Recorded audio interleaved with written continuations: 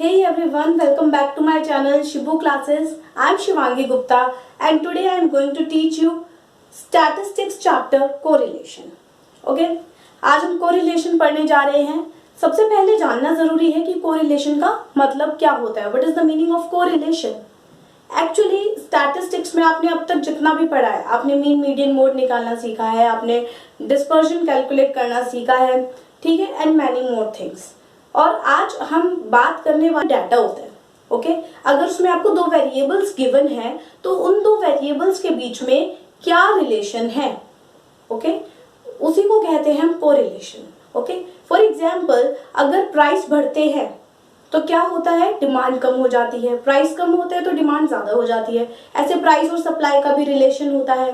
तो ऐसे बहुत से वेरिएबल्स होते हैं जिनके बीच में कोई ना कोई रिलेशन होता है. ओके, तो उसी को कहते हैं हम correlation. Let us see the definition first.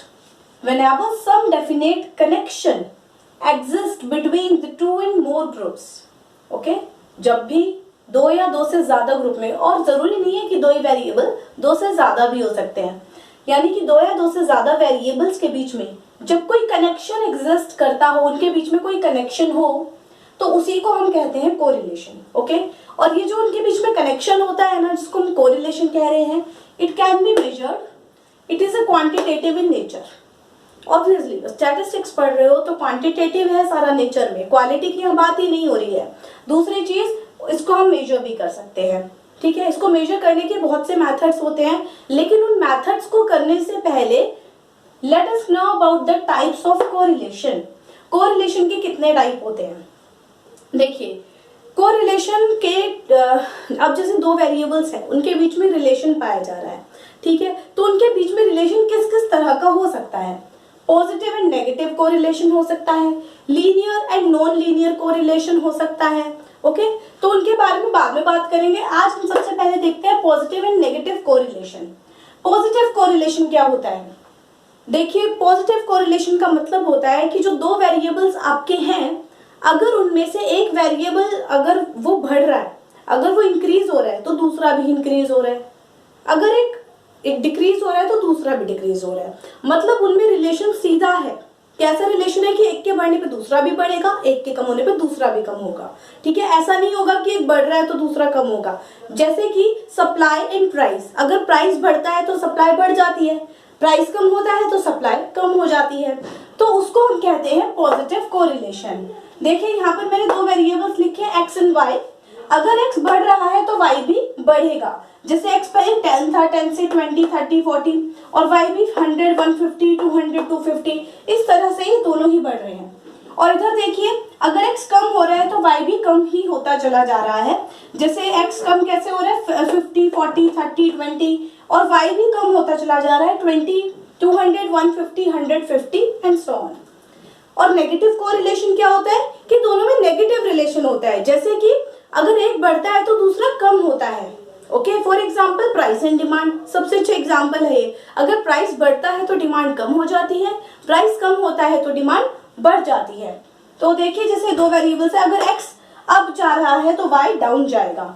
Okay, x up जा रहा है 1, 2, 4, 5, और वाई डाउन जा रहा है 100, 90, 80, 70.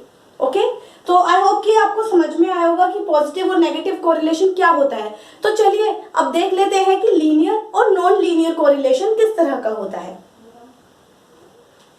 So second type of correlation is linear and non linear correlation.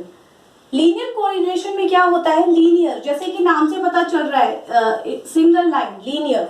Linear correlation में ये होता है कि अब आपको यहाँ पे ये नहीं देखना है कि एक्स और वाई के जो ये जो डाटा है, मतलब ये जो वेरिएबल्स है, ये बढ़ रहे हैं, कम हो रहे हैं, आपको ये नहीं देखना है. आपको इसमें जो देखना है वो ये देखना है कि इनके बीच में डिफरेंस कितने का है. फॉर एग्जाम्पल यहाँ देखिए 2 से 4, 4 से 6, 6 से 8, यहाँ गैप कितने का है, एक्स में 2 का गैप है. और वाई देखिए 5, 10, 15, 20, यहाँ कितने का गैप है, 5 का गैप है.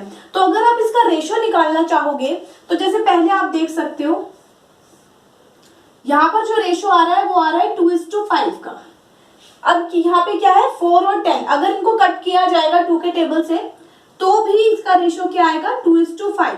6 और 15 है, इसका भी अगर आप रेशियो निकालोगे तो 2:5. ये भी 2:5, तो यहाँ पर है ना एक रेशो मेंटेन रहता है। ओके, और जब इस तरह का रेशो मेंटेन रहता है और इस तरह के लीनियर कोरिलेशन से अगर आप इसको ग्राफ पर दिखाना चाहते हो तो एक सिंगल लाइन शो होती है। ओके, नॉन लीनियर कोरिलेशन कैसा होता है, बिल्कुल इसके ऑपोजिट होता है, यानी कि यहाँ पर जो वेरिएबल्स के बीच में एक्स के जितने भी यहाँ पे आपको डाटा प्रोवाइड है, इसके बीच में जो आपको गैप मिलेगा ना, वो सेम हो भी सकता है, नहीं भी हो सकता, बट उनका रेशो सेम नहीं होगा। फॉर एग्जाम्पल आप देखिए, फर्स्ट का रेशो क्या है, 2:5, सेकेंड का रेशो 4 और 15 है, ये तो कट नहीं सकते हैं, तो इसका रेशो तो 4:15 ही रहेगा। थर्ड वाले का देखिए 6 और 20 है, अगर हम इसको 2 से कट करते हैं तो इसका रेशो क्या आएगा, 3:10। तो आप यहाँ देख रहे हैं एक सेम रेशो मेंटेन यहाँ नहीं हो रहा है। इट मीन्स जब आप ग्राफ पर इसको शो करोगे तो एक सीधी लाइन यहाँ पर आप नहीं बना पाओगे, बल्कि एक स्कैटर डायग्राम आपका बनेगा। ओके, सो ये है linear and non linear correlation. और एक थर्ड टाइप भी है इसकी, और वो है सिंपल एंड मल्टीपल कोरिलेशन।